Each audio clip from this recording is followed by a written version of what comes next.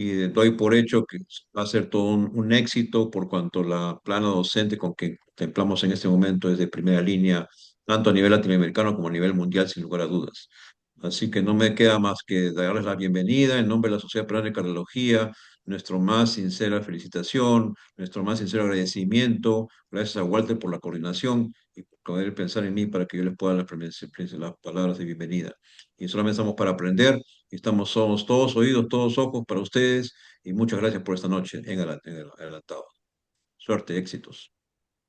Muchas gracias, doctor Medina. Bueno, como bien mencionaba el doctor Medina, tenemos una mesa muy amplia de expertos. Comienzo presentando a la doctora María Juliana Rodríguez, cardióloga, líder del Servicio de Falla Cardíaca y Trasplante Cardíaco Fundación Cardio Infantil en Bogotá, Colombia, past president del capítulo de falla cardíaca en la Sociedad Colombiana de Cardiología, máster en insuficiencia cardíaca por la Asociación Europea de Falla Cardíaca, fellow ACC y de la Sociedad Española de Cardiología.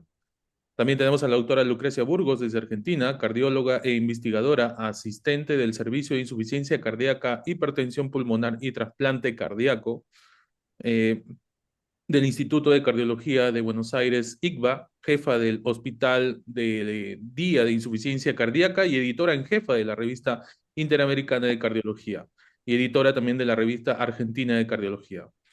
Eh, por parte de Chile tenemos al doctor Víctor Rosell, cardiólogo especialista en insuficiencia cardíaca y trasplante cardíaco, médico asistente del Instituto Nacional de Tórax, Hospital del Salvador en Santiago de Chile, director del Consejo Interamericano de Falla Cardíaca e Hipertensión Pulmonar.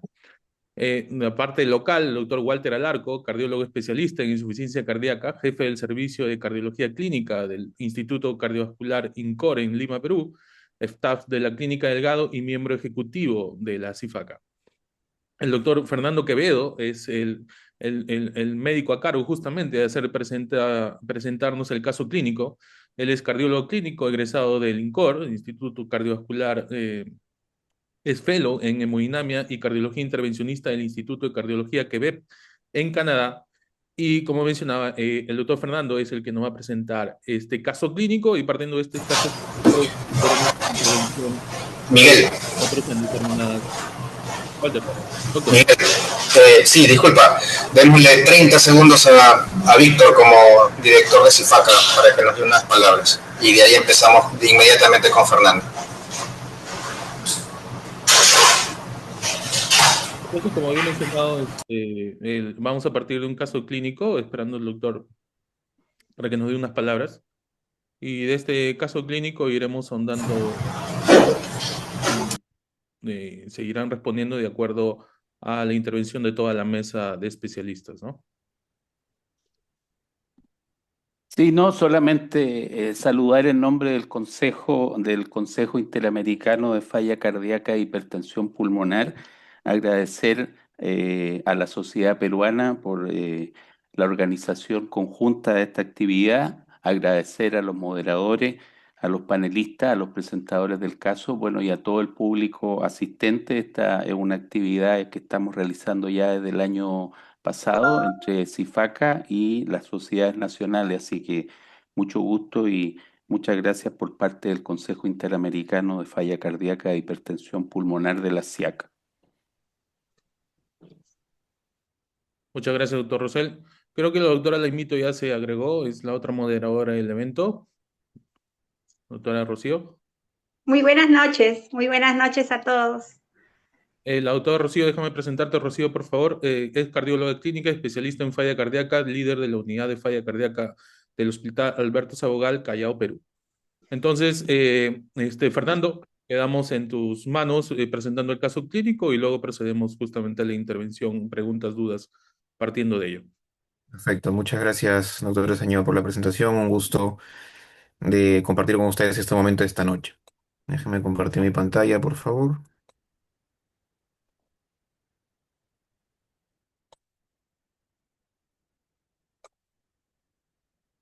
¿Se logra ver la diapositiva? Sí, logramos verlo, Fernando. Perfecto. Muchas gracias al comité de CIFACA por la invitación, por la presentación también. El día de hoy, en esta noche, vamos a presentar el caso de un paciente joven con falla cardíaca avanzada y vamos a comentar en algunas pausas activas el abordaje de este caso complejo. Bien, se trata de un varón de 30 años, procedente de Lima, peruano, sin ningún factor de riesgo cardiovascular documentado.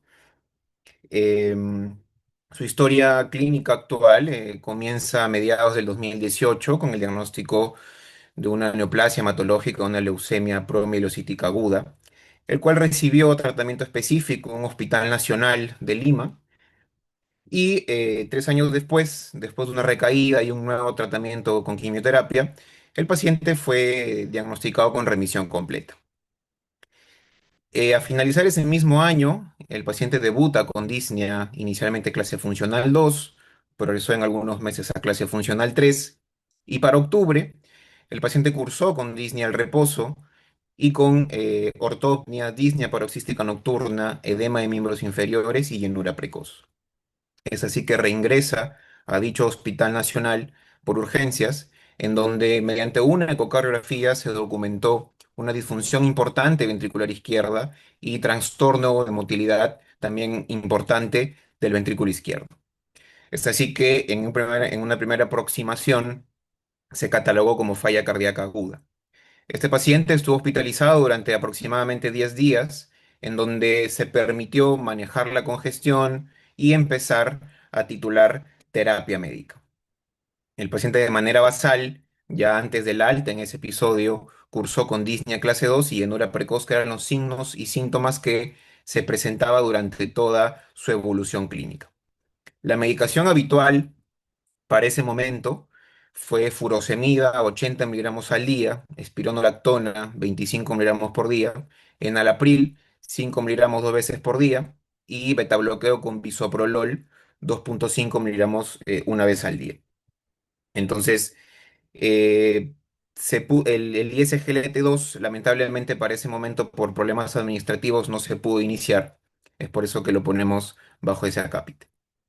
Es así que para este punto de la evolución clínica, se trata de un paciente con falla cardíaca con función del ventrículo izquierdo reducida y la etiología probable se atribuye a cardiotoxicidad. Entonces, dado el contexto de un paciente con falla cardíaca crónica ya con función reducida, cabe mencionar que desde el egreso hospitalario de ese episodio y en los próximos 3 años se documentaron 3 reingresos por falla cardíaca agudamente descompensada. Y es así que en noviembre del 2024 se realiza un nuevo control ecocardiográfico en donde además de documentarse ya la disfunción ventricular izquierda, el remodelamiento ventricular izquierdo, ya hubo evidencia de disfunción del ventrículo derecho caracterizado por un cambio de área fraccional disminuido, TAPSE disminuido, ya dilatación de ambos atrios, predominantemente el atrio izquierdo, y evidencia ya de valvulopatía funcional, que fue insuficiencia tricuspidia moderada. Se reajusta la terapia, se agregó digoxina, se mantuvo el antagonista del receptor mineralocorticoide. Para este punto de la evolución ya el paciente estaba en ISGLT2 con dapagliflozina 10 miligramos por día, necesitando un poco más de diuréticos, 120 miligramos. Se rotó en enalapril a un ARA2 que fue valsartán por intolerancia a IECAS caracterizada por tos persistente e incómoda para la actividad de la vida del paciente y se suspendió el betabloqueo por intolerancia.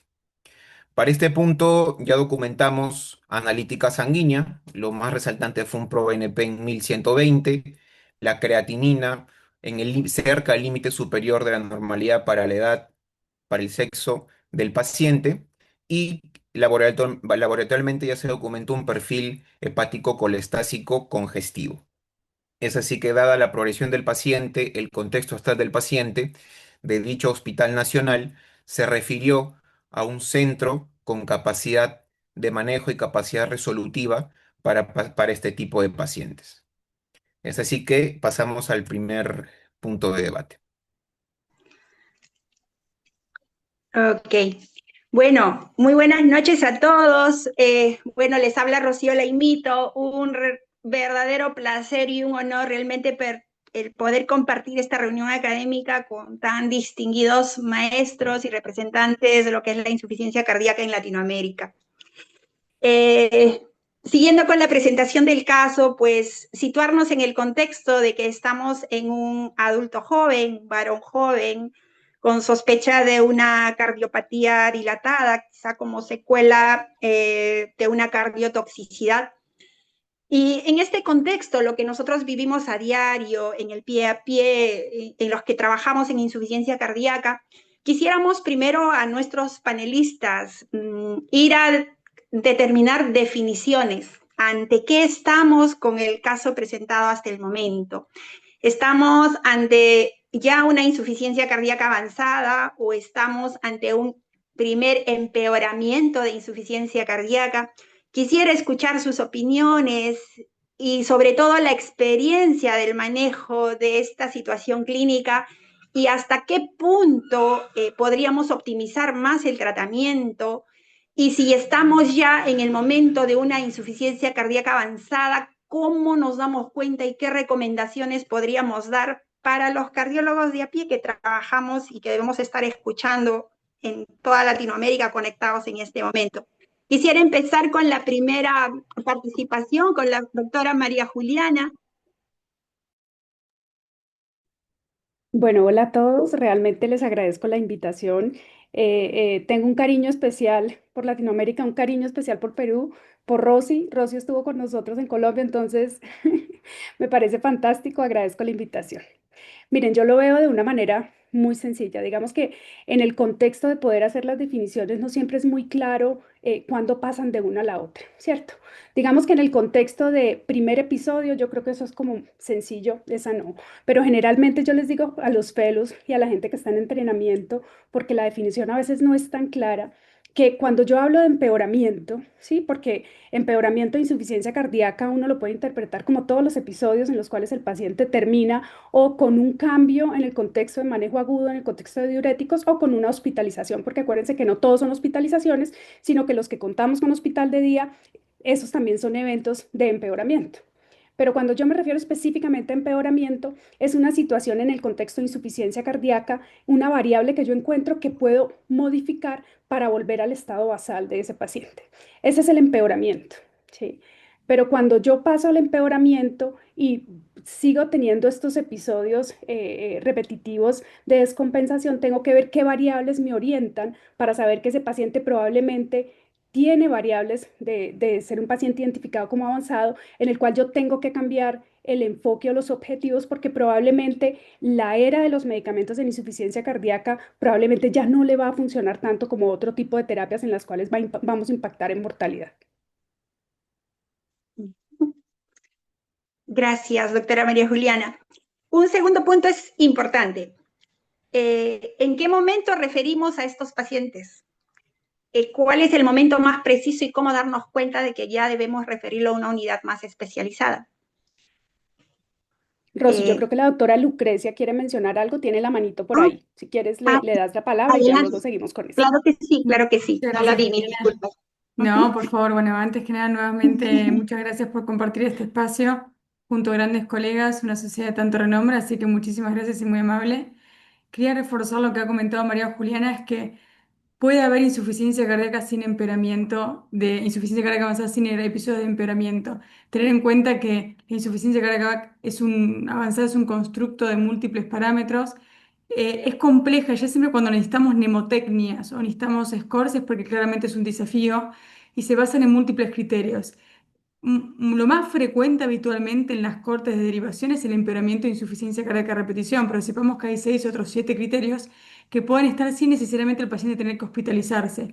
Lo más frecuente en centros de trasplantes es que recibamos a los pacientes luego de múltiples hospitalizaciones, pero ya el paciente cuando presenta péptidos natriuréticos persistentemente elevados, una alteración estructural irreversible a pesar de tratamiento médico óptimo e intolerancia al tratamiento médico dirigido, ya con esos 3 criterios es suficiente para decir insuficiencia cardíaca avanzada. Y se suman los eventos de empeoramiento e insuficiencia cardíaca a repetición, creo que es más que suficiente. Y entendamos que cada criterio que se suma aumenta un 26% del riesgo de eventos al año. Hay scores que muestran que a medida que va sumando criterios aumenta el riesgo. Y el promedio de criterios cuando uno deriva son 2 o 3. nunca tenemos 6 o 7 por suerte, pero el promedio de los pacientes juntan 2 o 3 criterios. Creo que es complejo, las mnemotecnias ayudan y como dice Juliana, no todo empeoramiento de insuficiencia cardíaca aislado es suficiente para insuficiencia cardíaca avanzada. En la insuficiencia cardíaca avanzada no siempre tienen empeoramiento. Son dos entidades diferentes, sumamente diferentes en abordar, no siempre requieren derivación y por eso creo que es muy importante la correcta entidad, sobre todo por el pronóstico que implica y la necesidad de derivación, que va un poco a la pregunta que comentó la doctora. Gracias, doctora Burgos. Importa mucho entonces precisamente hacer este punto de disquisición. También, a ver, ¿qué nos podrían sugerir de optimizar el tratamiento en todo caso? Lo ideal es que demos terapia fundacional combinada y que el paciente lo tolere, pero cuando llegamos a este punto de quiebre, prácticamente cruzamos con un punto de intolerancia a fármacos. En este caso, el hecho de quizá no tolerar betabloqueantes o no tolerar los YECAS o ARA2 o un ARNI que se esté dando como medicación en ese momento, pero también quizá alguna recomendación para poder realmente definir de que estamos ante un cuadro de intolerancia. ¿Qué nos podrían recomendar en cuanto a lo que es optimización de terapia o el estar realmente en el punto de quiebre de que estamos ante intolerancia? Si quisieran darnos su opinión, quizá el doctor Alarco o el doctor Rosell. Bueno, de los aspectos que provoca más problemas es la hipotensión. Entonces yo creo que ese es un punto importante de ver si realmente el paciente tiene hipotensión verdadera por los fármacos o podemos hacer algunos ajustes para intentar seguir manteniendo la terapia modificadora de la enfermedad. Entonces, obviamente uno evalúa el estado digamos, de congestión o sobrecarga de volumen y ve si puede ajustar los diuréticos, de tal forma que si yo puedo bajar las dosis de diuréticos, a lo mejor podría optimizar las dosis de los medicamentos que importan más. Y lo otro es, no sé, esto de suspensión del beta bloqueo por intolerancia, la verdad es que eso es difícil de ver, no sé qué tipo de intolerancia tuvo, si tuvo también por hipotensión, porque ahí normalmente uno lo que puede hacer es cambiar el beta bloqueador y si está con carvedilol pasar a bisoprolol, por ejemplo, o aquí no se ve, pero muchas veces hay otros fármacos que provocan hipotensión y que eventualmente no son importantes y que uno tiene que retirar. Lo otro es modificar los horarios de los medicamentos. A veces los pacientes se toman los medicamentos todos en el mismo momento. O sea, son algunas de las maniobras que uno hace en el día a día para ver si es que eventualmente puede optimizar un poco más la terapia. Eso es lo que hago regularmente yo cuando veo paciente, Rocío. No sé si Walter tiene algo que agregar. Gracias, doctor Rosell. Bueno, definitivamente uno tiene que hacer todos los esfuerzos para ver de qué manera puedo mantener esa cuadriterapia. Ahora, si bien es cierto, en este caso estamos frente a una etiología quizás de las que a veces cuando entran a esta etapa son de las más agresivas, ¿no? Porque estamos hablando de una posible, si bien es cierto, a veces por limitaciones no se hacen todos los estudios, como por ejemplo una resonancia en este caso, pero dado el antecedente, lo más probable es que sea de repente pues aquí una cardiotoxicidad, ¿no? Y a veces son estos grupos de pacientes en donde a veces no, digamos, extrapolamos lo que son los ensayos clínicos y puede hacer que no necesariamente el paciente vaya bien con una cuadriterapia, no son pacientes que a veces evolucionan mal y no todas las etiologías son las mismas. Acá, por otra parte, estamos viendo un paciente que cada vez requiere una dosis más alta de diuréticos, ¿no? Entonces, lo cual de alguna manera también te hace ver de que posiblemente no, definitivamente pues ya estemos frente a un paciente avanzado. Ahora, ¿qué otros fármacos en este punto podríamos ofrecer? Bueno, no sé si estarían de acuerdo en que de repente ya se le pasó el tren para vericiguat o se hubiera intentado de repente darle vericiguat, eso es por un lado. Y bueno, la terapia de hierro, que de todas maneras siempre tiene que formar parte de lo que significa la evaluación del paciente. No sé si en este punto también María Juliana y Lucrecia quieren opinar un poco más. A ver, primero María Juliana. Sí. Bueno, pues aquí hay varias cosas importantes que quería mencionar como para dejarlas muy claras. Referenciar no es igual a trasplantar, pero es muy importante identificar esas variables de riesgo, como mencionaba Lucrecia, para que no se nos pase el tiempo. Y eso es súper clave cuando uno maneja pacientes de pronto por niveles, dependiendo si mi nivel es básico, especializado o avanzado, porque si yo hago esa red, voy a hacer que los pacientes lleguen menos deteriorados y los desenlaces van a ser mejores para cualquier, digamos, sistema de salud en el cual se muevan estas terapias avanzadas. Entonces, eso es importante dejarlo en el ambiente. Lo otro es que probablemente entendiendo la etiología, si uno logra tener esas variables que son de pronóstico adverso en estos pacientes, uno dice, miren, definitivamente tenemos que pasar a otra terapia. Sí, o sea, si yo logro identificar este paciente como avanzado, lo más importante es que nos quedemos definitivamente con la definición y cuáles son las terapias en el contexto de avanzado que realmente impactan. Porque puede ser que a veces nos demoremos un poco y esto realmente sí que nos cobra en los desenlaces de sobrevida para las terapias avanzadas. ¿Sí? Entonces, si yo me puedo mover, porque pues aquí sí depende cómo se muevan los pacientes en el contexto de terapia avanzada, cómo se mueva tan rápido entrar, por ejemplo, a una lista, cuáles son las características que yo tengo para definir que ese paciente está en lista y cuáles son como las urgencias de mi lista, probablemente yo tenga que moverme con este paciente porque es supremamente joven, ¿sí? Que me llama mucho la atención que a pesar de que está elevado el péptido, yo los he encontrado mucho más elevados. Entonces, cuando el doctor hacía la pregunta con respecto a Vericiguat, uno diría, pues miren, entendiendo cómo nos han presentado el paciente y que no ha tolerado por tensiones limítrofes, probablemente no lo va a tolerar, pero me llama la atención ese péptido. Pero ese péptido, entendiendo el contexto con estas dosis de furo, probablemente está en su mejor momento de volumen. O sea, sí que han tratado de tenerlo en su mejor momento de volumen, ¿sí?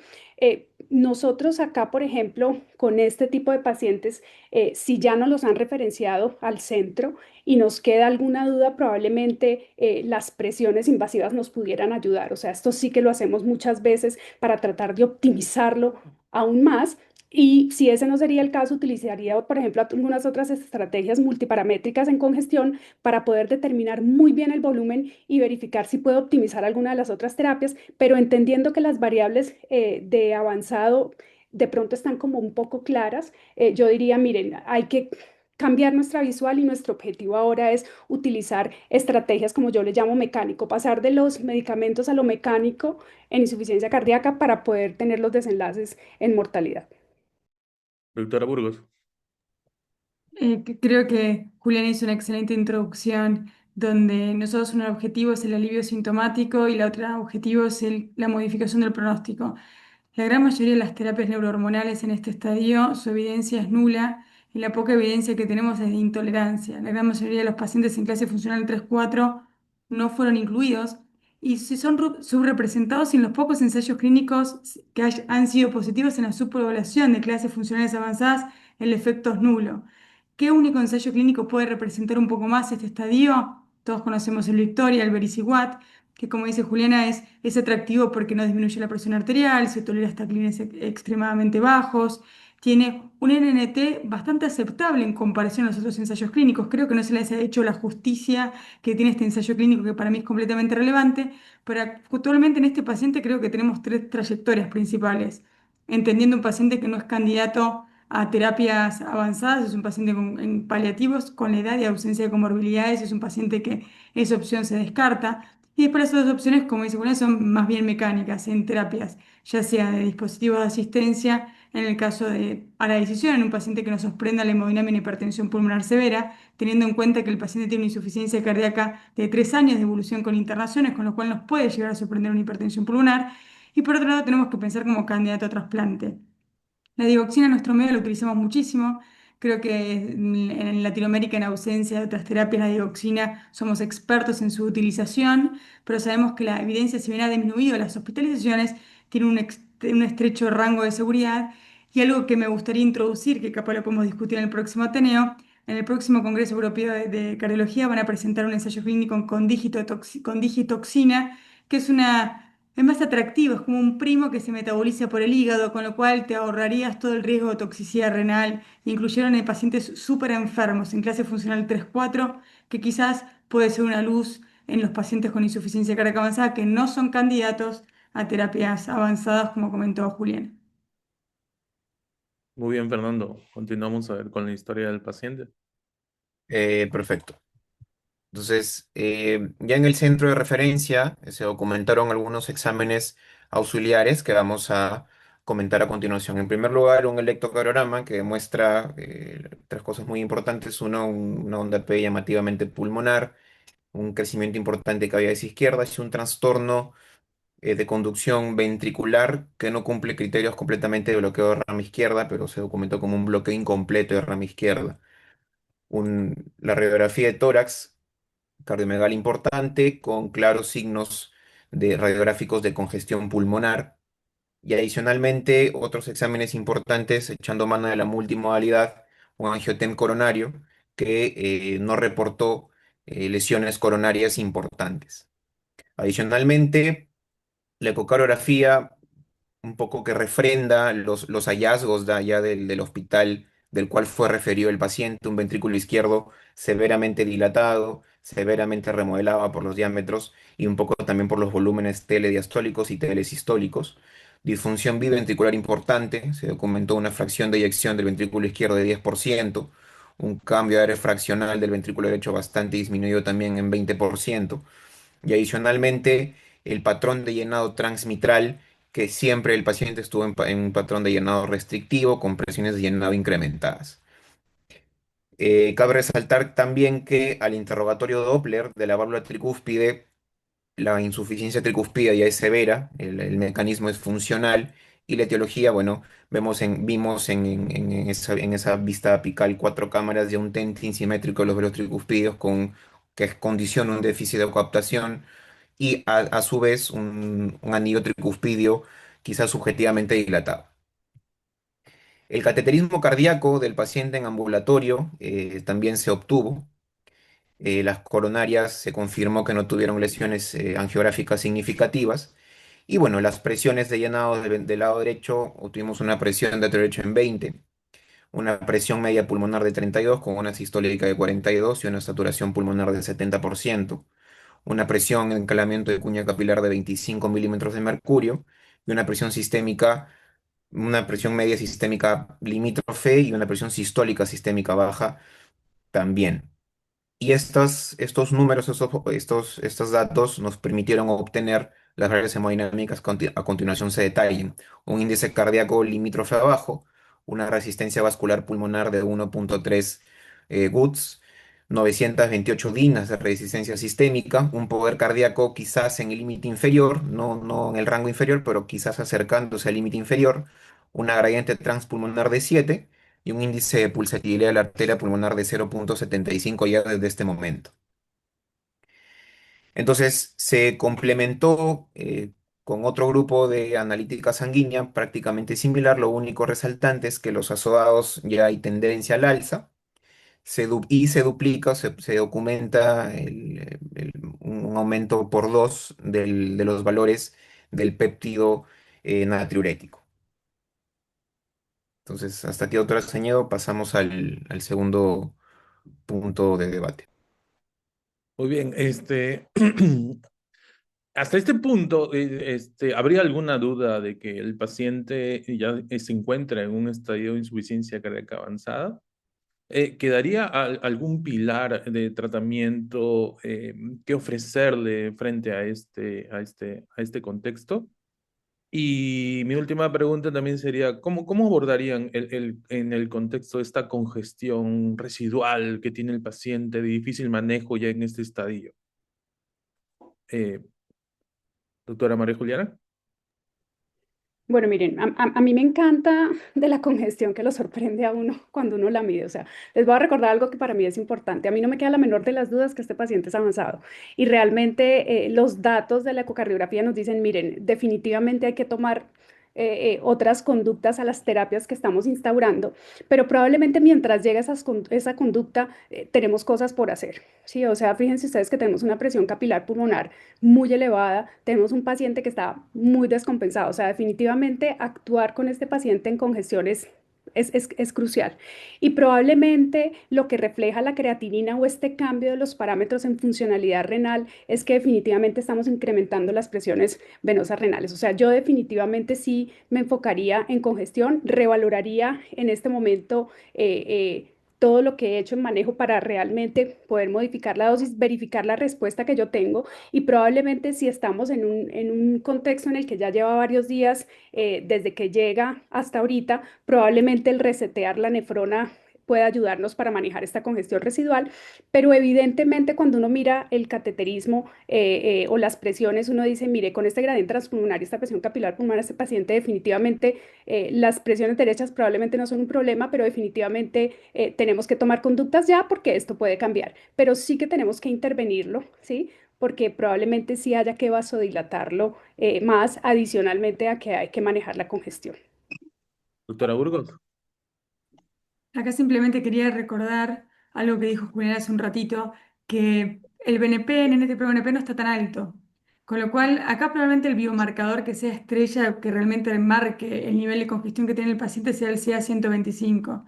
Ya la bilirrubina elevada, desproporcionada al resto del laboratorio, nos fue dando un guiño de que probablemente si no tengo una congestión más bien sistémica, más que predominantemente pulmonar, y un ejercicio que nosotros solemos hacer regularmente es antes de hacer el cateterismo del derecho, según la historia de evolución del paciente, los biomarcadores y la ecografía, hacemos un ejercicio de cómo va a dar la hemodinamia. A mí personalmente no conozco el caso, pero esperaba una aurícula derecha alta, sobre todo por el impacto hepático, por la IT, por la disfunción del ventrículo derecho. Esperaba mayor hipertensión pulmonar por la evolución en años y por la clínica del paciente, así que dentro de todo tiene un gradiente transpulmonar bajo y la UH elevada, y esperaba un índice cardíaco más reducido. Así que creo que le pegué 2 de 4, estuve cerca, pero creo que eso es un ejercicio que está bueno de hacer para entender al paciente de la hemodinamia y la congestión. Entonces creo que con esta hemodinamia el primer objetivo va a ser aliviar la congestión, entendiendo que estamos haciendo alivio sintomático y entendiendo que vamos a mejorar síntomas, pero no estamos cambiando el pronóstico. De hecho, probablemente con la furosemia estemos hiperactivando todo el sistema neurohormonal, así que concuerdo que el objetivo primario va a ser furocéntrico o combinar esquemas diuréticos que podemos charlar a continuación, pero tenemos que pensar objetivos pronósticos que me gustaría hablar a continuación. Y doctor Rosell, tal vez qué terapia, refiriéndonos justamente a la terapia diurética, optaría en este caso del paciente? ¿Bolo, infusión? ¿Cuál es su opinión? Bueno, eso en realidad está relativamente zanjado desde hace algunos años, que no hay mucha diferencia entre usar bolo y usar BIC. Ahora, particularmente cuando uno tiene que usar dosis muy alta, yo prefiero usar la bomba de infusión continua más que usarla con bolo repetido 2 o 3 veces por día, dependiendo de las dosis, aunque ahora, digamos, se propone entrar antes con la terapia combinada, así que yo creo que esta claramente es una opción de combinar los diuréticos. No sé si esto que nos dio del sondeo era con diuréticos orales o el paciente estaba ya con diurético endovenoso. Entonces, combinación también, obviamente, dependiendo un poco, porque veo que va empeorando la función renal, van subiendo las bilirrubinas. También uno tendría que, dependiendo de la respuesta de la terapia depletiva, también considerar la opción de usar algún inotrópico, por ejemplo. Bueno, y también ir pensando un poco más adelante qué vamos a hacer con este paciente. Digamos, este paciente tiene antecedentes de una leucemia mielocítica mieloide aguda. Hay que conversar con oncohematología, ver cuál es el pronóstico, porque obviamente un paciente con un trasplante y con terapia inmunosupresora puede hacer recidivar la leucemia en este caso, así que hay que empezar a conversar también esa parte con los hematólogos. Muy bien. Doctora María Juliana. A mí me encantó lo que dijo el doctor Víctor Rosell. Vamos a encender esto ahora sí. Me encantó algo que usted dijo, doctor, porque fíjese que yo cuando vi la hemodinámica de este paciente, yo dije, me encantaría tener la resistencia vascular periférica para verificar si yo pudiera, por ejemplo, con las tensiones arteriales limítrofes, introducir vasodilatadores iniciales antes de pensar en un inotrópico, ¿sí? Porque creo firmemente que con vasodilatador y un esquema de furosemida, verificando dosis y respuesta, pues digamos, entendiendo como en dónde estamos, en qué momento estamos de la hospitalización de referenciación de este paciente, porque probablemente si yo logro secarlo lo más que pueda, probablemente la creatinina se mueva donde está, probablemente nos vamos a quedar con ese mismo índice que tenemos ahí en un paciente que yo ya no los llamo estables, yo los digo en su mejor momento de volumen, ¿sí?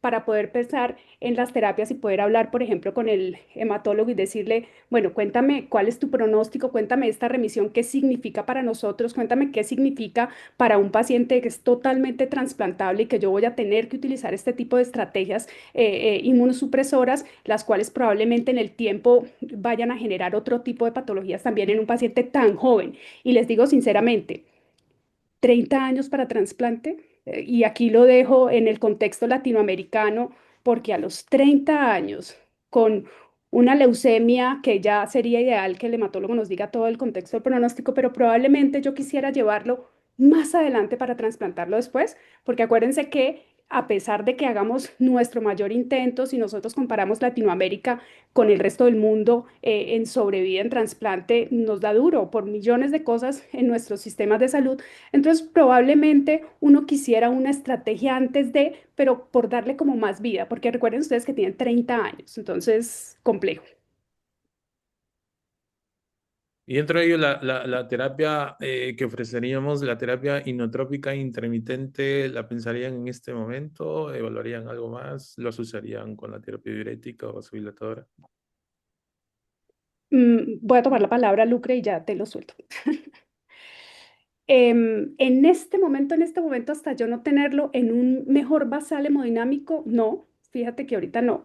Eso sería para un paciente que yo lograra dejar en un basal y que viera que de pronto se mantuviera y que yo pudiera pensar en tenerlo afuera con esas aplicaciones, pero no me cambia la visual. O sea, para mí la estrategia de inodilatación es una estrategia de espera a algo. ¿Sí? Yo estoy esperando que tú hagas algo adicional, pero mientras tanto voy a cuidar tu presión arterial pulmonar, voy a tratar de mejorar la dilatación buena de este ventrículo mientras tú haces algo. O sea, esto no se nos puede, digamos que la inodilatación no se puede perpetuar si uno no tiene un objetivo con ese paciente. Eso es algo que yo siempre les digo a mis fellows. Piensen que ustedes cuando van a colocar esta terapia van a otro lado, pero con esto están tratando de llevar a su paciente en su mejor momento con sus mejores variables.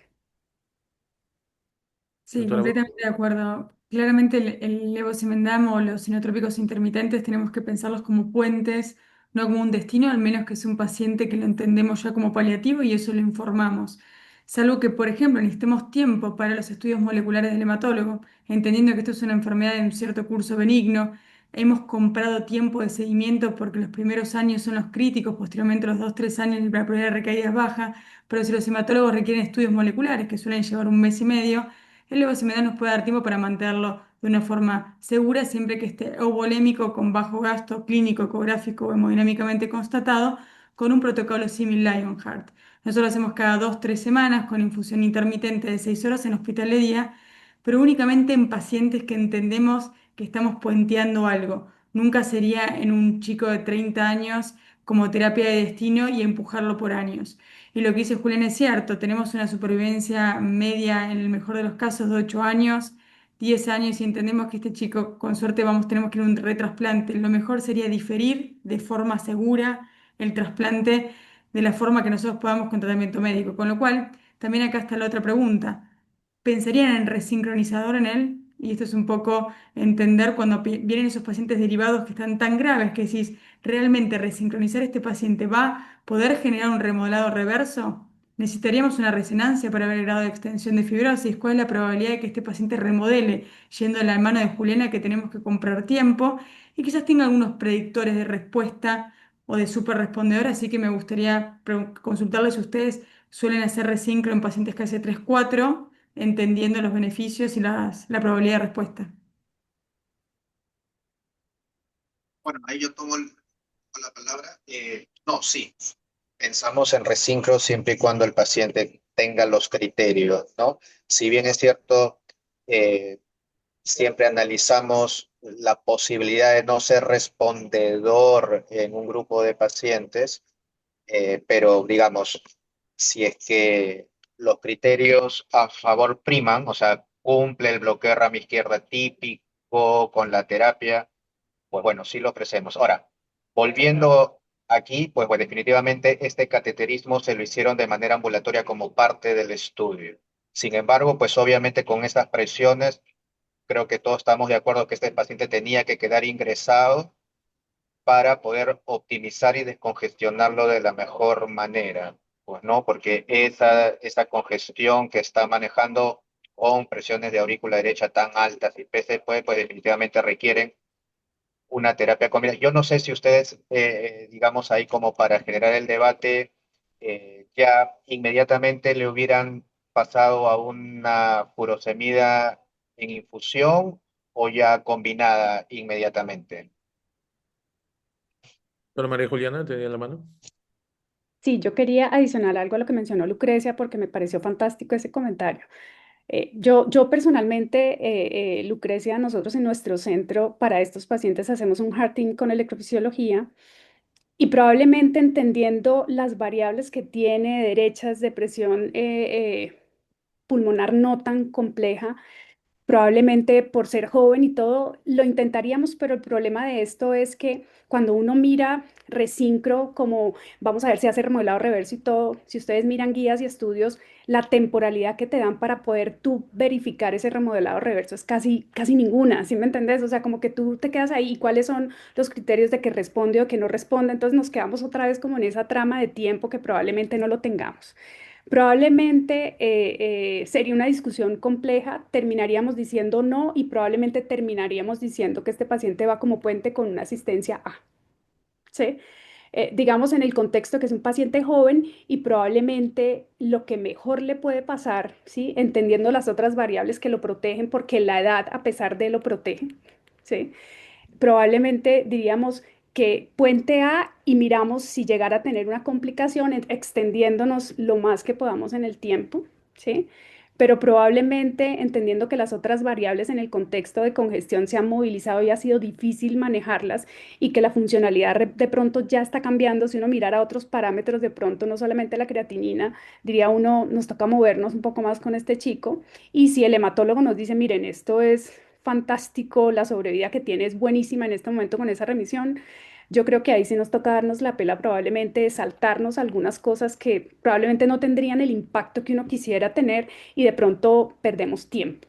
Pero digamos que esto no está en guías, esto es como mucho del hard team de tomar decisiones en el sitio donde tú estás, ¿sí? Porque es totalmente diferente movernos en Estados Unidos, movernos en Europa, movernos en Latinoamérica, en cada una de las partes de Latinoamérica es totalmente diferente. Y con respecto a lo que preguntabas de congestión, Walter, yo digamos que entiendo lo de la terapia combinada, probablemente es una opción entrar con terapia combinada, pero intentaría utilizar la dosis perfecta y verificar la respuesta. Si en esa primera respuesta no la tengo, de una vez adiciono la terapia combinada, ¿sí? Pero para nosotros la terapia combinada realmente en Latinoamérica, creería yo, son las tiacidas. En este paciente, si uno es súper estricto, probablemente la congestión sea un poco moderada. Cuando uno mira, nos tocaría mirar otros parámetros para poder clasificarla, pero probablemente la absorción de la acetazolamida sería errática. Yo no entraría con acetazolamida realmente porque no la tenemos endovenosa. Iría con tiacidas de pronto si lo hago combinado. Entonces, como para no meterme en el lío de empezar a discutir y pasar de lo pragmático a la experiencia, creo yo que me iría con furosemida en infusión y calcularía la dosis para que tuviera el bolo y la dosis que debe tener por la cantidad de furo oral con la que la tienes. Y la importancia justamente también del telemonitoreo en este grupo de pacientes. Sabemos que en Latinoamérica no tenemos también CardioMEMS, que sería lo ideal. Pero desde la experiencia de ustedes como expertos, el telemonitoreo en estos pacientes, cuál es la importancia, su experiencia en referencia a este grupo de pacientes avanzados? Y una segunda pregunta también sería, ¿qué importancia también le damos a la estratificación de riesgo, los scores, el Seattle, el que utilizan dentro de ustedes en su experiencia? El telemonitoreo, yo creo, no sé si en algún país de Latinoamérica existe alguna experiencia, pero obviamente si estuviera disponible es una herramienta útil en pacientes que se han hospitalizado, de seguirlo, ir optimizando un poco el tratamiento. Fundamentalmente se modifican los diuréticos, a veces un poco la terapia de base. Evidentemente es una herramienta cuando está disponible. En Chile no tenemos CardioMEM, sin embargo, el primer dispositivo que se puso cuando estaba evaluándose se puso aquí en Chile. porque habían varios grupos que estaban, digamos, participando en conjunto cuando se estaba probando esto, pero no es un dispositivo que nosotros dispongamos para utilizar en pacientes, pero evidentemente los estudios han demostrado que tiene su lugar sobre todo en el seguimiento y evitar que los pacientes se hospitalicen.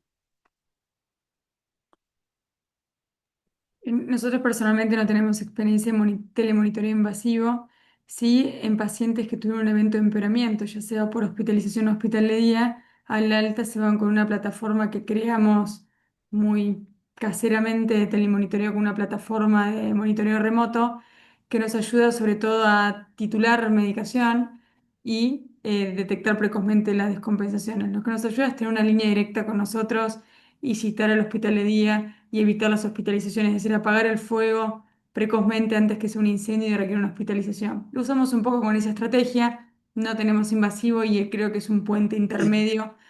No hay nada mejor que ver al paciente en el seguimiento y tener una buena comunicación. Y, y por otro lado, la tecnología no creo que pronto esté por llegar a nuestro país, así que estamos haciendo conexiones con Bluetooth y todo muy casero, como dice Juliana. Tenemos que adaptar a nuestros medios la tecnología existente y la evidencia que está disponible. Así que creo que en nuestras unidades tener una forma, ya sea por teléfono o mediante aplicaciones móviles y estar cerca de los pacientes de alto riesgo, creo que es una buena forma de disminuir el riesgo de hospitalizaciones. Lo adaptamos. Lo nuestro fue teléfono, ahora plataformas virtuales y ahora estamos trabajando en alguna inteligencia artificial porque el volumen de pacientes es bastante complejo con tantas alertas que estamos tratando de tener algún filtro intermedio humano paciente para ayudarnos a procesar toda la información, pero creo que es la forma en la cual podemos localmente adaptar lo que en Europa, Estados Unidos están haciendo ya hace muchos años. Claro, y de repente para complementar, tenemos siempre lo que es la ecografía de pie de cama, ¿no? Quizá una buena ecopulmonar y ayudarnos del Vexus, que está más accesible incluso ahora con dispositivos de monitoreo pequeños y portátiles, ¿no? Que podría ayudarnos también a identificar congestión y sobre todo esos episodios de congestión subclínica que a veces tenemos que enfrentar a diario y que nos da a veces mucho más complicaciones también cuando no las detectamos. Excelente. Entonces, ¿les parece si avanzamos y vemos cómo fue el caso clínico? Fernando. Bien, perfecto.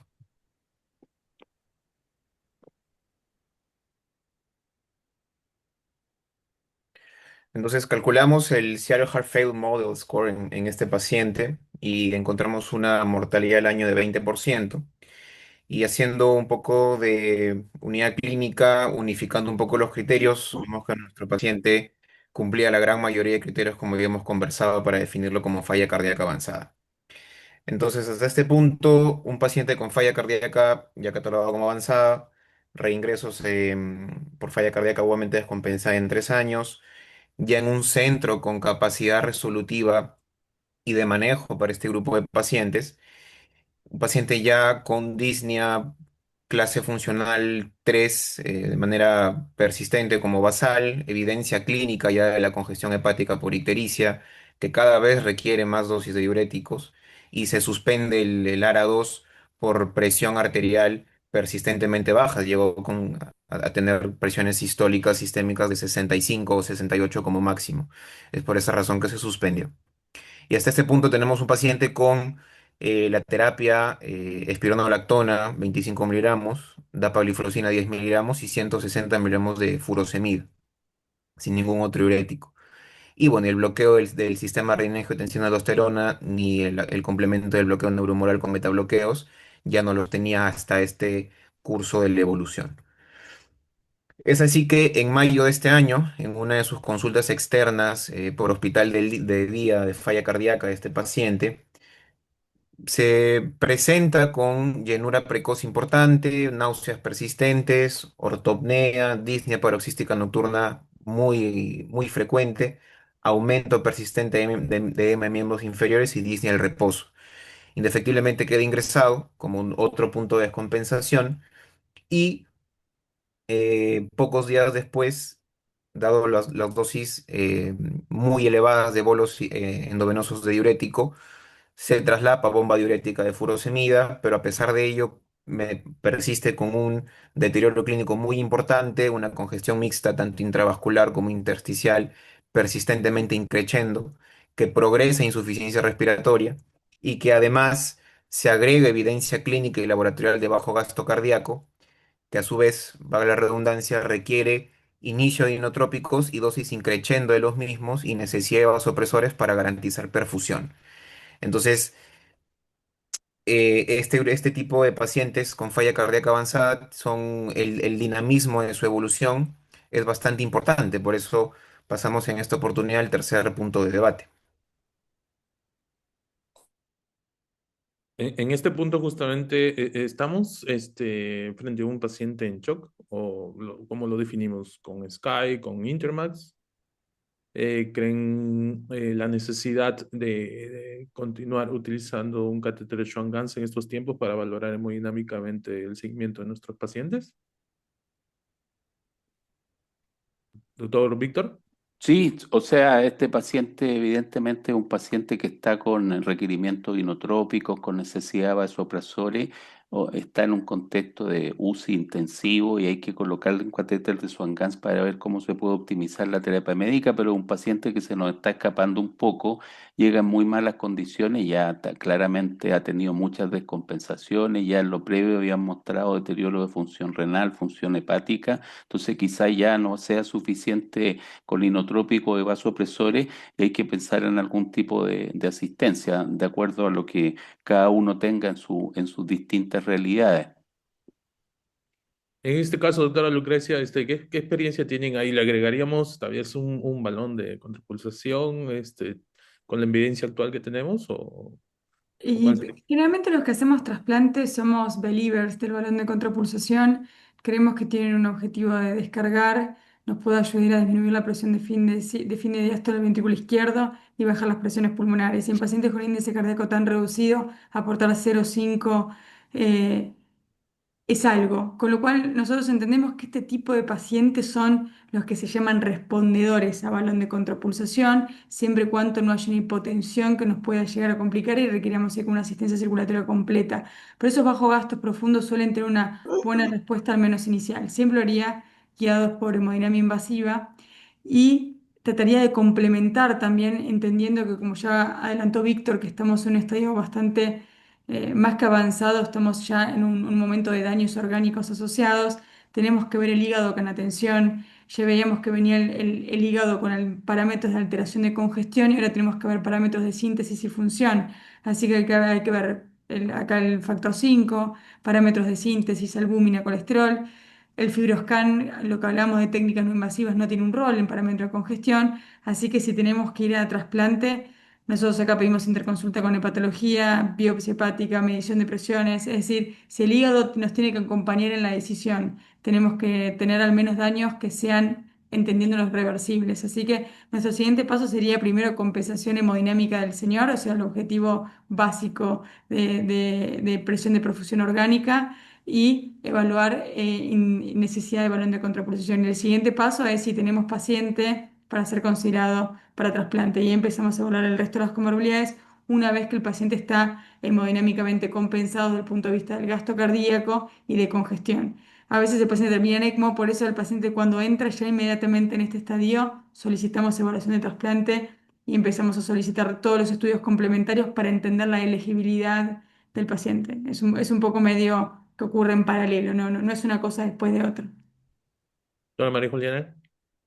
No, totalmente de acuerdo con lo que menciona Lucrecia. Probablemente cuando ustedes mencionan el uso del SWAN, nosotros no necesariamente lo tenemos que colocar. Lo que pasa es que si estamos perdidos o desubicados en algún momento desde el punto de vista hemodinámico, es una muy buena herramienta que nos puede ayudar, ¿sí? No que todos lo requieran, pero probablemente el gran porcentaje sí lo va a requerir. Yo me uno a lo que dice Lucrecia, yo también soy una believer del balón de contrapulsación y si podemos colocarlo en acceso axilar, sabiendo que de pronto esta hospitalización se demora y de pronto aquí sí vamos a correr todo el estudio y vamos a hacer todo y vamos a moverlo en lista, probablemente esto nos permite seguirlo rehabilitando, hacer un mundo de cosas que para ese paciente van a significar la vida.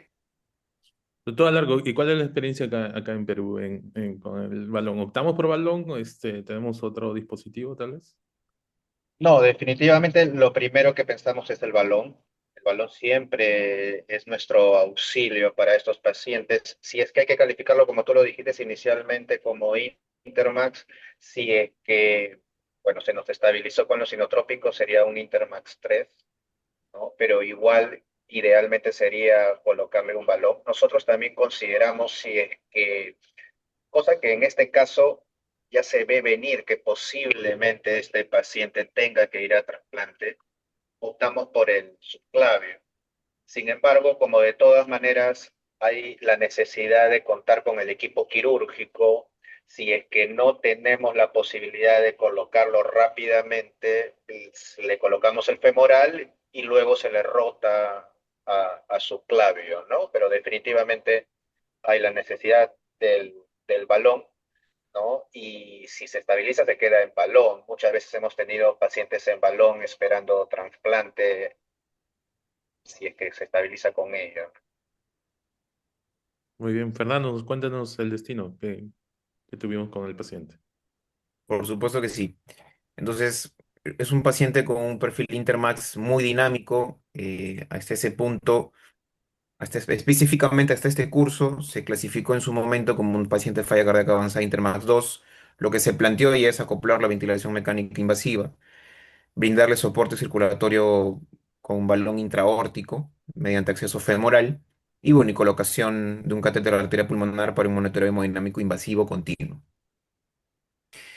El paciente hasta este punto, cuando se coloca el Swan-Ganz, se tuvo con 10 microgramos kilo minuto de dobutamina, ya con necesidad de dosis intermedias a altas de noradrenalina y con una bomba diurética de 30 miligramos por hora endovenoso.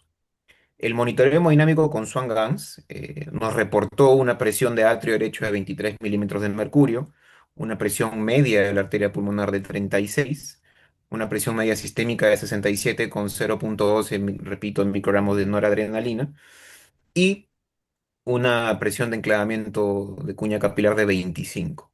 Las constantes o las variables hemodinámicas encontradas fueron un índice cardíaco bajo de 2,2, una resistencia vascular pulmonar de 3,4, una sistémica de 1.733 dinas, un poder cardíaco ya en el borde inferior de la normalidad, un gradiente transpulmonar aún aceptable, un índice de pulsatividad de la arteria pulmonar en 0,78 y, bueno, y claramente los índices de trabajos sistólicos biventriculares significativamente bajos.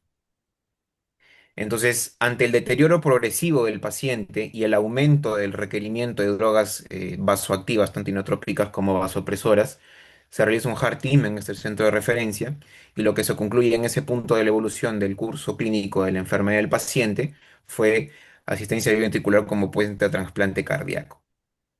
Ahora, este paciente en cuestión de horas, el deterioro fue más tórpido de lo normal, requirió cada vez dosis más elevadas de butamina, requirió un segundo vasopresor con dosis ya muy elevadas, supraóptimas, de hecho, de noradrenalina, y se reclasifica como un paciente Intermax 1. En cuestión de horas de esto, el paciente cursa con arresto cardíaco y ni siquiera se pudo instalar la asistencia ventricular por la coyuntura clínica del paciente. Se realiza un nuevo heart team de urgencia, por así decirlo, y lo que se concluye es darle soporte circulatorio con ECMO de emergencia. Entonces, hasta aquí, doctora Saña, vamos al otro punto de debate. Rocío. Sí, claro. Bien, pues hemos visto cómo este paciente ha ido evolucionando. Definitivamente un hombre bastante joven, pero en un cuadro avanzado que deteriora hemodinámicamente de una manera brusca. En este aspecto, prácticamente estamos en un cuadro de shock establecido, el paciente con gran deterioro hemodinámico y vienen las alternativas. Estimados colegas, en función a la experiencia vuestra, y quisiera escucharlos, doctora Lucrecia, en este caso, la decisión de entrar a un dispositivo, en este caso el soporte mecánico, vamos para ECMO.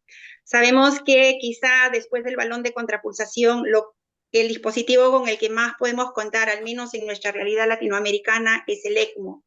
Pero a pesar de ser una estrategia que es accesible, también tiene algunos demoles. especialmente complicaciones, hemorragia y todo lo que podría traer su implantación, incluso los pacientes que son trasplantados luego de recibir asistencia con ECMO podrían también tener algunos desenlaces un poco más complejos. En ese contexto, ¿qué opinión de utilizar estos dispositivos? En este caso específicamente del ECMO, que es lo que tenemos más accesible en nuestra realidad después del balón. Quisiera escucharlos, doctora Lucrecia. Bueno, excelente pregunta y excelente introducción. Como dije que nosotros los de trasplante nos encanta el balón, el ECMO, la realidad es que es un mal necesario, pero entendemos que ya es un riesgo prohibitivo. Nosotros hemos intentado compartir la experiencia del centro, si bien es un centro de altísimo volumen en comparación a colegas latinoamericanos, compartimos nuestros primeros ECMO en paro, que fueron 15 pacientes, y tenemos un protocolo muy exigente con llamativa mejor mortalidad que el ECMO por shock cardiogénico sin paro. Y eso básicamente por la alta selección de los pacientes en comorbilidades, edad y la probabilidad de reversión o de mejoría y el timing en el cual fue colocado. Eso por un lado. Y después, este va a ser un ECMO como puente al trasplante. Como comentaba Juliana, depende mucho del medio en el cual nos desarrollamos. Nosotros tenemos una experiencia publicada de 25 pacientes, nada más que fueron como puente directo de ECMO a trasplante, en la cual la tasa de supervivencia fue alta, años atrás, donde nuestro acceso o tiempo de espera al trasplante eran muy buenos. Ahora actualmente estamos en 2, 3 semanas. Como comentó la doctora, probablemente nuestro paciente presenta complicaciones como sangrado, infecciones o trombosis del circuito que hagan que el paciente no sea candidato. Con lo cual, actualmente a la hora de pensar si el paciente va a ser candidato como puente directo a ECMO, tenemos que ver que realmente sea la única opción que tenemos, Heart Team, y asumir como equipo la decisión de un trasplante de alto riesgo y obviamente consensuarlo con la familia. Y únicamente asumimos ese riesgo en pacientes de 30 años, sin comorbilidades, donde realmente entendemos que es un paciente elegible y es la única opción. Pero realmente lo utilizamos únicamente cuando no nos queda otra y a diferencia del balón, acá no nos gusta, lo utilizamos, pero realmente en el trasplante es una situación realmente complicada. Perfecto, gracias, doctora Burgos. Doctora María Juliana, sabemos que Colombia es uno de los países hermanos que nos lideran con el uso de dispositivos de asistencia ventricular como medida de puente a trasplante, inicialmente no, pero sí como terapia destino. Cuéntenos en su experiencia en su hospital, en este aspecto, quizá un paciente en estas condiciones y en el cuadro que presentamos se beneficiaría quizá de un dispositivo de este tipo si las condiciones se diesen, porque ya lo mencionaron también minutos antes, es un paciente joven. Obviamente la necesidad del trasplante emerge, que sería la primera recomendación, pero también al momento que trasplantamos un paciente de este tipo, activamos como un reloj biológico, o sea, el tiempo de sobrevida que podemos garantizar en las mejores condiciones de un paciente trasplantado es relativamente corto, ¿no? Entonces, ¿qué otras opciones podríamos plantear y cómo quizás se hubiese manejado en su experiencia y en su centro hospitalario? Bueno, miren, digamos que el ECMO es una estrategia maravillosa, porque realmente es maravillosa. Y de pronto, en esta condición en la que ustedes tenían este paciente, cuando vemos que empieza a deteriorarse y pasa a un Intermax, se reclasifica y ya está en un Intermax 1, probablemente uno en ese momento no piensa una terapia de destino, uno en ese momento piensa, ¿será que aún tengo este paciente hizo un arresto cardíaco? ¿Qué pasó neurológicamente? O sea, aquí tenemos que parar y el ECMO nos da ese tiempo de pare, mire, mejore perfusión, verifique todo lo que puede implementar en este momento, verifique todas esas variables que a un paciente de 30 años le impactarían para la sobrevida. Obviamente el tiempo, el ECMO nos da ese tiempo, pero como yo les digo a los fellows, más o menos de 5 a 7 días tienes que estar o mucho mejor, con mejores variables para la toma de decisiones. Muchas veces en 5 o 7 días, no crean, estos pacientes se pueden decanular, no que no vayan para trasplante, no, pero se pueden decanular y cambian el contexto de condición cardiovascular en la cual lo llevo al trasplante. Es millones de veces mejor llevar un paciente a trasplante sin ECMO que con ECMO, eso lo tenemos claro, ¿sí? Pero si hay que llevarlo con ECMO, también hay que mejorar todo el contexto del ECMO para llevarlo. Sí, o sea, nosotros hemos tenido pacientes en los cuales en el curso de su condición cardiovascular entran en ECMO o porque hacen un modificador, hacen un arresto cardíaco y cambia su situación cardiovascular y nos toca en ese momento ECMO, ¿sí? O estos pacientes isquémicos que llegan en choque cardiogénico, se hace revascularización completa y salen de sala ya canulados en ECMO, que probablemente uno dice, esperen un momento, tenemos que verificar algunas condiciones, recupera, no recupera, qué variables tengo para tomar la decisión, ¿sí? Pero el ECMO de pronto nos da esa decisión. Obviamente este paciente ECMO, mirar cómo descarga ese ventrículo izquierdo, porque les recuerdo que tenía una presión capilar pulmonar de 25 y una derecha 23, o sea, eso estaba a reventar, ¿sí? O sea que hay que probablemente utilizar también balón de contrapulsación para poder mejorar ese ventrículo izquierdo y lograr algunas cosas en el contexto de paciente y manejo en ECMO, ¿sí? Pero nosotros lo haríamos igual, o sea, estos pacientes van a ECMO, van con balón, verificar día a día de su condición cardiovascular, también el destete del ECMO, porque se pueden destetar y quedarían con soporte, o sea, uno hace como el reset de la condición hemodinámica y verifica en qué momento está su paciente y lo mueve, lo va moviendo porque según recuerdo, todavía no teníamos el estudio pretransplante, o sea, todavía no sabemos cosas específicas del contexto del paciente que definitivamente sí lo ingresen, pero definitivamente el ECMO es una herramienta maravillosa que creo yo que en Latinoamérica la utilizamos mucho mejor que en Estados Unidos. O sea, a nosotros nos ha tocado por fuerza utilizarla y nos ha tocado por fuerza utilizarla como hasta a ellos después del 2018 les tocó en la UNOS utilizarla. ¿Sí? Entonces, para nosotros ya es usual, ah, sí, bueno, lo tenemos en ECMO, vamos a hacer esto, mira, hazle esta prueba, verifiquemos hoy. Entonces, probablemente eso en los países latinoamericanos, a pesar de que no lo veamos o no lo creamos así, puede llegar a ser una ventaja.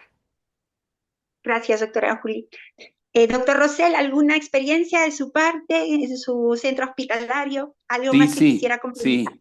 Mire, nosotros trabajamos muchos años con Mauricio Villavicencio, que actualmente está director del programa de trasplante en la Clínica Mayo, y él la verdad es que introdujo prácticamente el uso del CentriMac acá en Chile, y nosotros por mucho tiempo usamos CentriMac. La mayor parte de las veces biventricular. Tenemos una experiencia de alrededor de 50 pacientes, la mayoría con CentriMac. Y también después, con el tiempo, incorporamos el ECMO y la verdad es que muchos de los pacientes que originalmente los conectábamos a CentriMac se fueron primero a ECMO como un puente de decisión para ver si se recuperaban y después se pasaban a alguna asistencia circulatoria. Nuestra realidad en Chile es que no tenemos un acceso a ELVAT.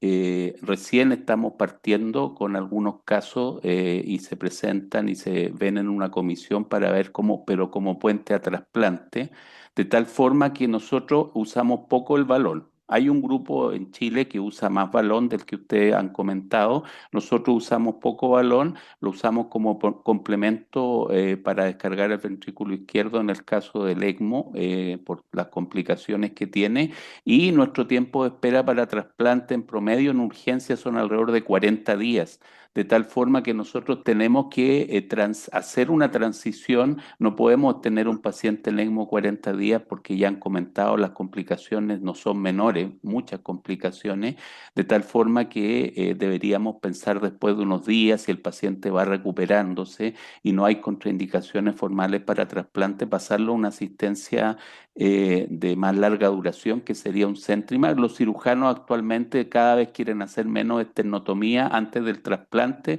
de tal forma que han cambiado las configuraciones por cánulas percutáneas, etcétera, para no tocar el tórax, sino hacer una esternotomía antes. Con todo eso, de los pacientes que nosotros hemos puesto en algún tipo de asistencia, vuelvo a reiterar, mayoritariamente CentriMac, algunos con ECMO y luego CentriMac, alrededor de 70% de nuestros pacientes finalmente lograron trasplantarse, alrededor de 25% fallecieron y hay un porcentaje muy pequeño, menos del 5%, que se recuperó, como aquí han mencionado. Así que eso es lo que nosotros habitualmente le podemos ofrecer en el Instituto Nacional del Tórax a los pacientes que llegan más o menos como esta condición. Pero evidentemente este paciente era candidato a ECMO en esa condición. Quizás nosotros hubiésemos pensado antes que se deteriorara más ponerlo en alguna asistencia, por ejemplo, CentriMac. Ok, gracias, doctor Rosell.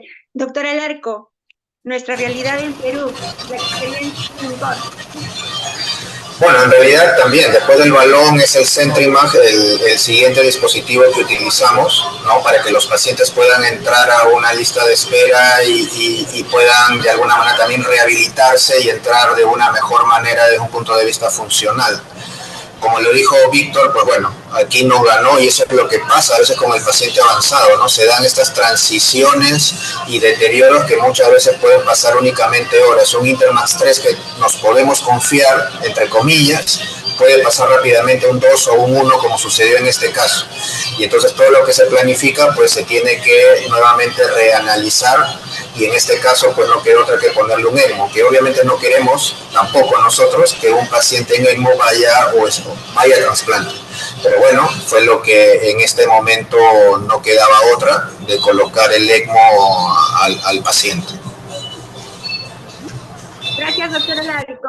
Pues bueno, Fernando, avancemos y cuéntanos qué ocurrió luego.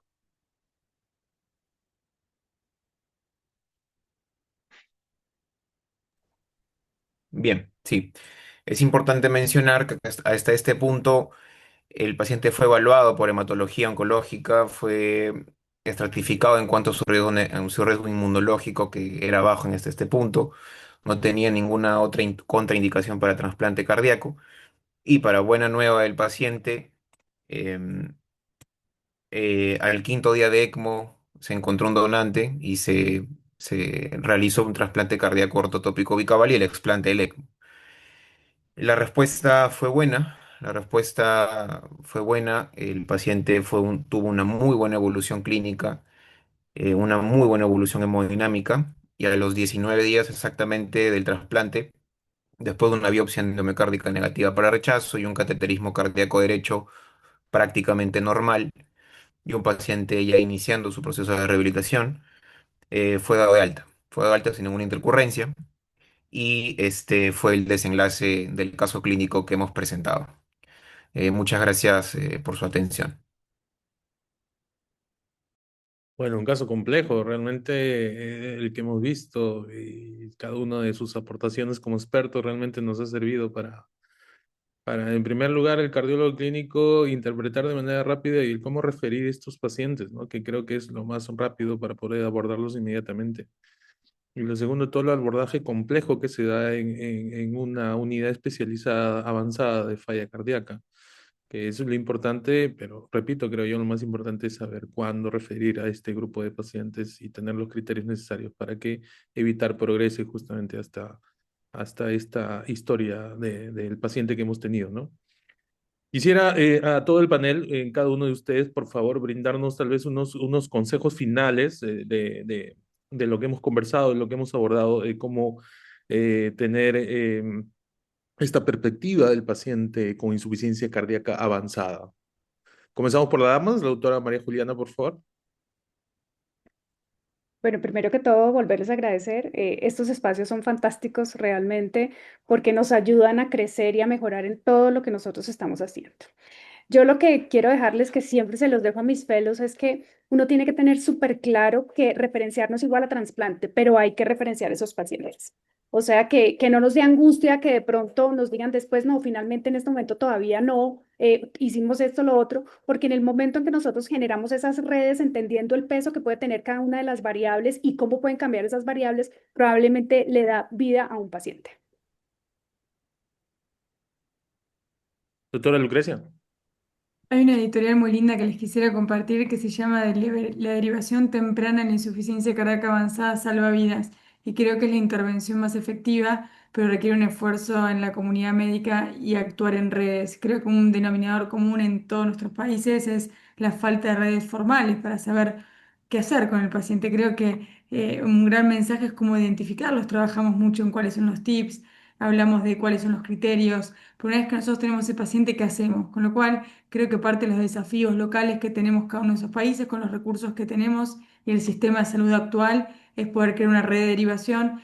Y como dijo Juliana, no es sinónimo de derivar a trasplantar, sino es muchas veces un trabajo multidisciplinario, en una optimización y básicamente un trabajo de contrarreferencia, porque lo más importante es que somos pocos centros, tampoco pueden atender todo este volumen, entonces la contrarreferencia y el trabajo en equipo es clave. Así que nuevamente muchas gracias por este espacio, la verdad que he aprendido muchísimo, siempre compartiendo con colegas, así que muchas gracias y que tengan buenas noches.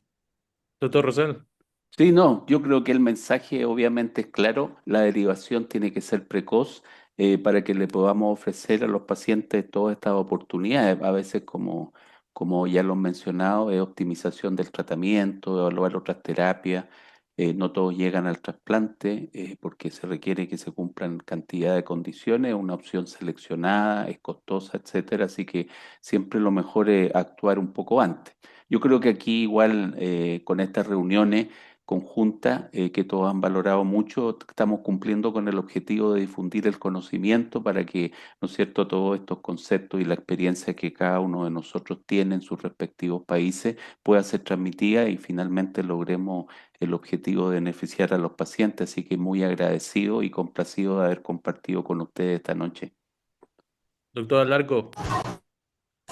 Bueno, primero disculpas con mi conexión, que está fallando toda la hora. En segundo lugar, muy agradecido con nuestros panelistas, amigos, ¿no?, expertos en el tema. Definitivamente la idea es derivar en esa ventana de oro, ¿no? Lamentablemente no es lo que sucede muchas veces recibimos los que trabajamos en una unidad avanzada, pacientes que sí, pues definitivamente ya están a veces con inotrópicos o que están pronto a tenerlos, casi en el bajo gasto, y como se ha repetido acá por todos, el consenso es deben venir antes porque hay que tener un enfoque multidisciplinario y que luego, pues bueno, cuando ya tenemos el paciente que de alguna manera entra en un estado ya en donde casi se hace indefectible plantear alguna terapia avanzada, pues definitivamente tenemos que actuar rápido. No podemos ser muy contemplativos porque estos pacientes pueden deteriorarse de manera rápida y son muchas cosas las que hay que hacer paralelamente.